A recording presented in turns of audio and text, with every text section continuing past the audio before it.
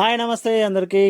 మొన్న కోటి దీపోత్సవం అయింది కదా, ఈసారి మొన్నటికే లాస్ట్ అయిపోయింది. అయితే లాస్ట్కు ముందు రోజే వెళ్ళిరు అన్నట్టు మా వాళ్ళు. నన్ను కూడా రమ్మన్నారు కానీ అమ్మో నాకు అంత ఓపిక లేదు అంత జనాలలో అంటే మనతోటి కాదని చెప్పిన.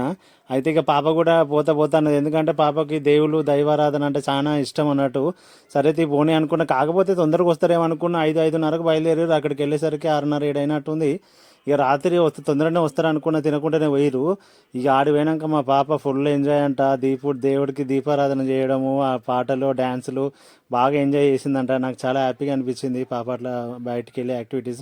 కాకపోతే ఏంటంటే ఆ చలికి నాకు భయం వేసింది, వచ్చేటప్పుడు మళ్ళీ ఇబ్బంది పడుతుంది. ఎందుకంటే మొన్ననే ఆ మధ్యలోనే ఆరోగ్యం బాగాలేకుండా కదా, మళ్ళీ జలుబు జ్వరం లాంటిది అని అవుతుంది అని చెప్పేసి భయం ఉండే. కానీ మొత్తానికి హ్యాపీగానే పోయొచ్చిర్రు. ఇక మన వీడియో ఎప్పటివరకు సబ్స్క్రైబ్ చేసుకోవడం లేదని ఉంటే ప్లీజ్ సబ్స్క్రైబ్ చేసుకోండి. వీడియో నచ్చితే లైక్ చేయండి. మీరు లైక్ చేయడం వల్ల నాకు కొంచెం బూస్టింగ్గా ఉంటుంది. ఇంకా మంచి వీడియోస్ కంటెంట్ మీ ముందుకు తీసుకొస్తాను. సో మీలో ఎంతమంది కోటి దీపోత్సవం డైరెక్ట్గా వెళ్ళి చూసిరో, మీకు ఎట్లా అనిపించిందో మీ అనుభూతిని కామెంట్ చేయండి. అంత మంచిగా ఉంది కానీ రాత్రి వచ్చేసరికి 12 అయింది. కొడుక ఊరు గల్లీలు మొత్తం కుక్కలే. నేనేమో అప్పటికే అనుకున్నా, 2 3 సార్లు ఫోన్ చేసింది. లాస్ట్కు ఎందుకైనా మంచిదాన్ని సైలెంట్ తీసి పెట్టుకుని అనుకున్నా ఫోన్ చేస్తారని. మొత్తానికి ఫోన్ చేసింది, ఎత్తిన. ఇక వాళ్ళు వచ్చే ముందే రోడ్ కాడ పోయి నిలబడి తీసుకొచ్చిన.